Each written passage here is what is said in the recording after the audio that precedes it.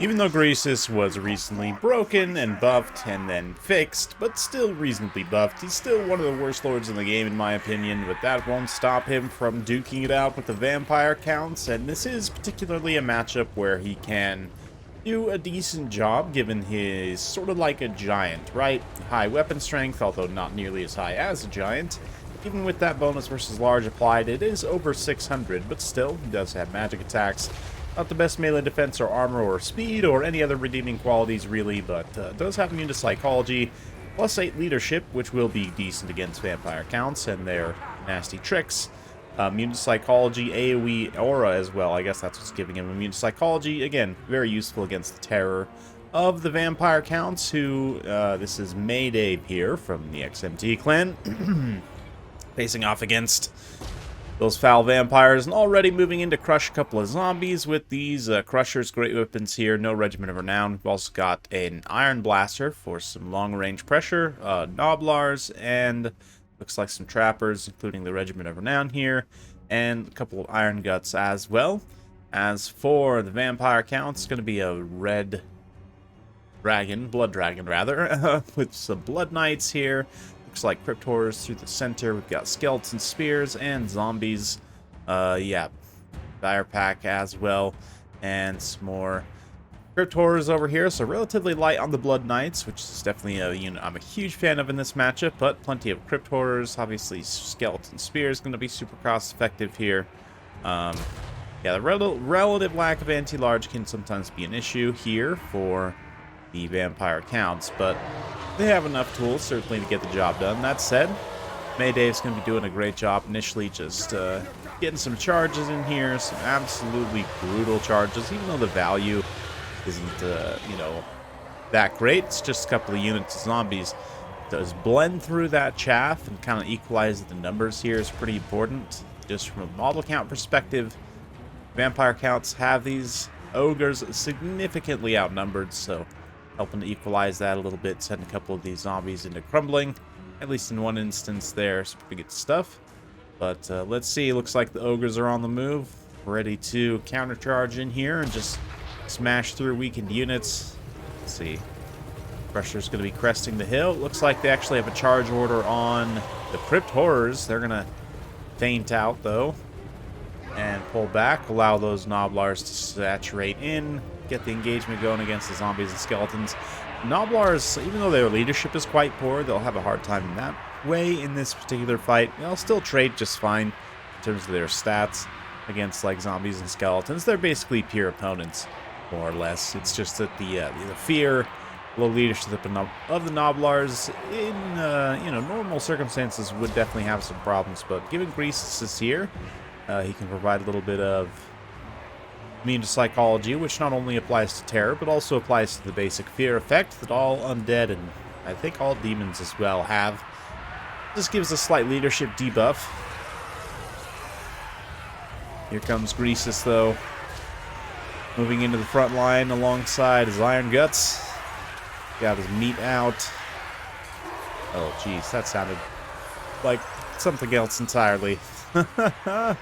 The trap's also going off here, which does hit, or dismember rather. The army ability is going to slow down, bog down a lot of these units. You see the Noblars throwing their little throwing daggers at the crypt horrors, taking massive damage. Crusher's also moving in there.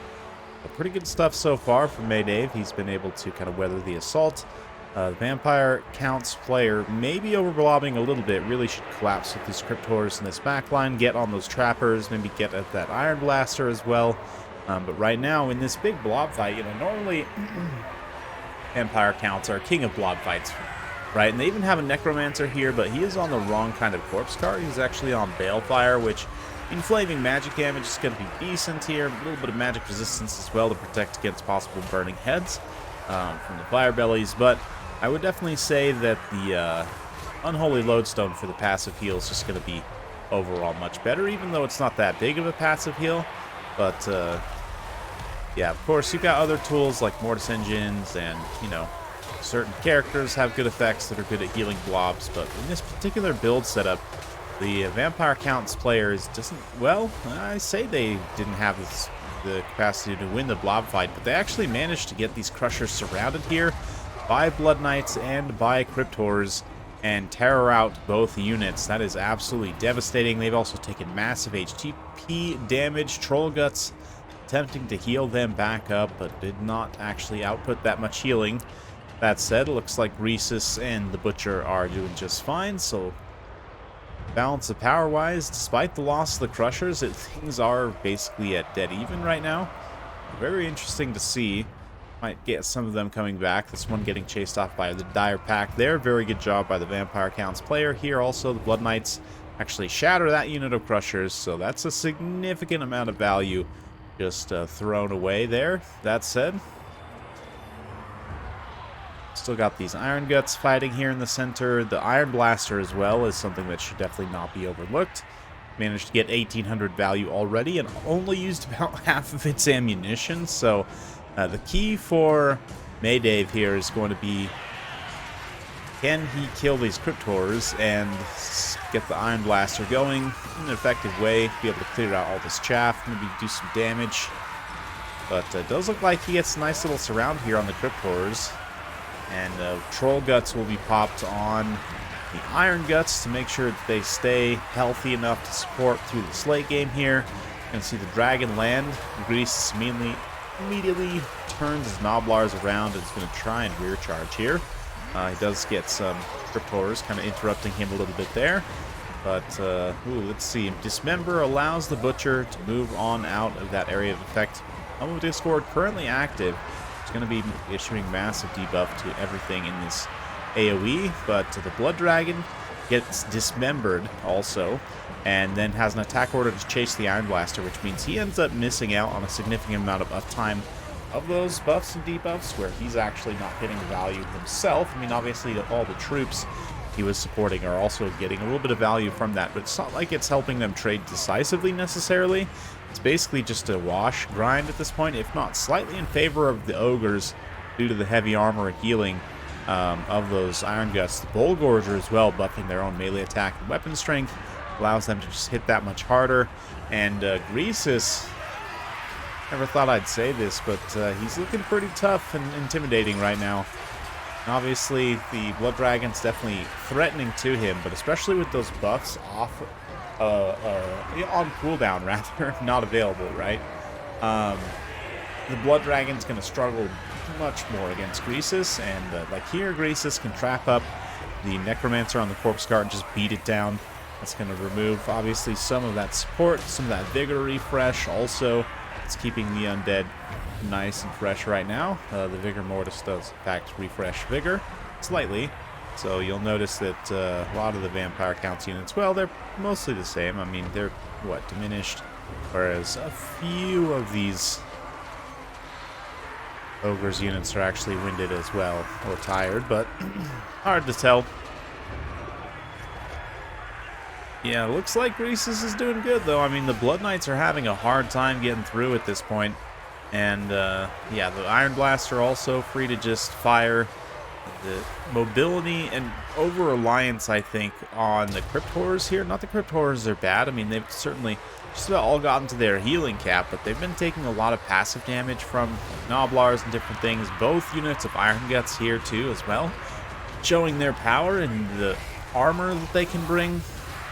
Like, honestly, in my opinion, maybe you guys disagree, but Iron Guts as an infantry unit are going to be much better here than even something like Man-Eaters, just because that armor makes a huge difference. I mean, all other than maybe the Terror Goose, which is not generally a good pick right now because of its low weapon strength, pretty much the only anti-large units, like direct anti-large units, are the Spears and the Blood Knights, both of which do not have primary armor-piercing damage. So again, that heavily armored large unit has been something that gives Vampire Counts fit historically, and the Iron Guts certainly fall into that category at 100 in armor, nice armor-piercing anti-infantry damage as well. And of course, with the support of Greasus, let's not overlook the fact that they've had ward saved, straight up 10% extra damage resistance, which is going to basically increase the amount of effective HP they have by 10%. Of course, the immunity psychology and the leadership buffs also from Greasus helps. So this might have been actually the most, like, useful replay I've seen from Greasus, where someone actually used his kit maybe as a way that was intended, perhaps, and really just rode his stupid treasure-laden cart to victory. These long-suffering Noblars. Let's be honest, dude. These Noblars have got to have the most just dense, like, hamstrings in the world, right? Like, it's just the two of them, and they're just sled pushing this freaking cart around with all this treasure and the fattest legendary lord. Well, one of them, certainly, in the entire game. And it's just the two bros. Like, honestly, those guys, the true heroes of the Ogre Kingdoms, they're the ones really in power. Because, you know, I mean, as swole as they are, they could probably just, like, deadlift that cart together and just throw him off the side of a cliff or something, you know? So, anyway. Now, bounce power turns a little bit here as some of Grease's support units actually route some key zombie summons here, and the fact that the Blood Knights are actually still alive has been pretty problematic, but the Blood Dragon's getting close to his healing cap, whereas Greasus still has a lot of HP left. Yeah, like 8,000 HP on Greasus there. Only 6,000 on the Dragon, so we'll see. I mean, it's definitely going to be a tricky situation for the old vampire counts, but likewise, Greasus, we'll see how he can do here. He's going to move on in, support the Iron Guts as they fight against the Blood Knights. Again, his own anti-large. High damage, high attack means he can just club through a few models here, no problem. Help rout those Blood Knights. Dismember being used, Helm of Discord being popped on the opposite side from the Blood Dragon, and he also pops his own sort of anti-heroes, but again, not fighting Greasus specifically, especially while you have that weapon strength buff active, I think is a big mistake. I mean, that weapon strength is going to be kind of wasted on overkilling, like, infantry models here, even on the Iron Guts. It depends on how many splash attacks. I'd have to check off the top of my head. I definitely don't remember, but yeah, more or less wasting a lot of that damage unless you're fighting another single entity while that buff is active. So again, small things might seem like a very sort of minor nitpick, but those types of small things are what can determine the outcome in a close battle like this. And obviously there's a bunch of things that could have changed the outcome, but as it is right now, ooh, Blood Knights are getting another nice charge in here. They're going to screen for the Blood Dragon get out and away.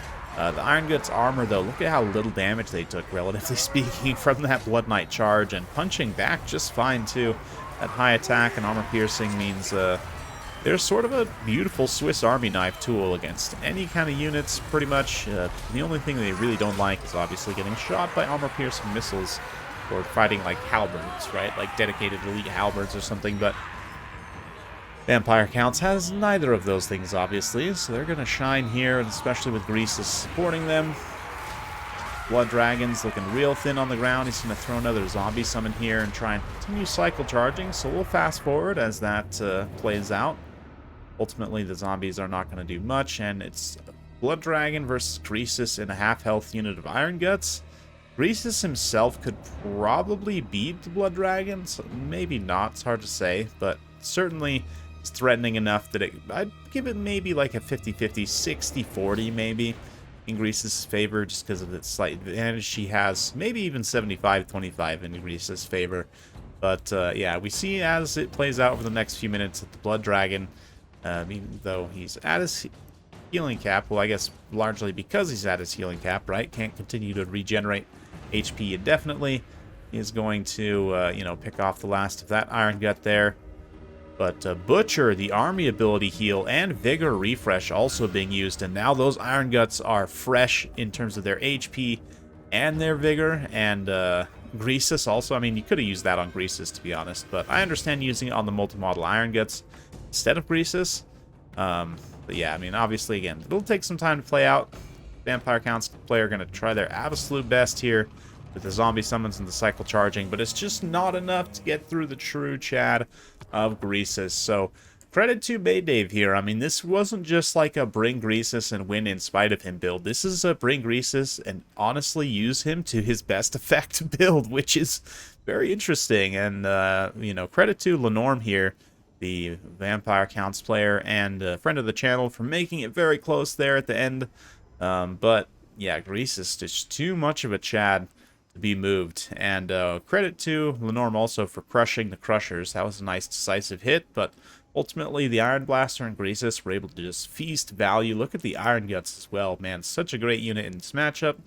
Gnoblar Trappers also were able to hang around for a surprisingly long amount of time. And just in general, I mean, you'll see inflated damage values because of the healing of Vampire Counts, but still, pretty much everything trades cost effective, and like 135 kills on zombies. Some nice value, almost 400 value there on that unit of Gnoblars. Like, they just, they end up trading reasonably effectively, and I think the extra leadership and the immune psychology damage resistance really does help them when they're trading against these lower tier Vampire Counts units. Obviously, the spears, skeleton spears, are going to be great value here. They're going to be best infantry you can take, but you can only take so many of them. The Crypt Horrors, again, I don't totally hate, but I don't necessarily love either. I definitely think just triple Blood Knights if you can, or double Blood Knights, maybe even some Black Knights, Lances, and Barding. I don't know. You guys will have to let me know what you guys think in the comments down below. It certainly can be a tough matchup for Vampire Counts, it feels like, but Lenorm was able to make it quite close despite everything, so certainly an interesting one. Hopefully you guys enjoyed that. If you like this sort of content, be sure to like, subscribe, hit that bell notification button. Every time I upload a new video, you'll be notified. Thanks again. We'll see you next time.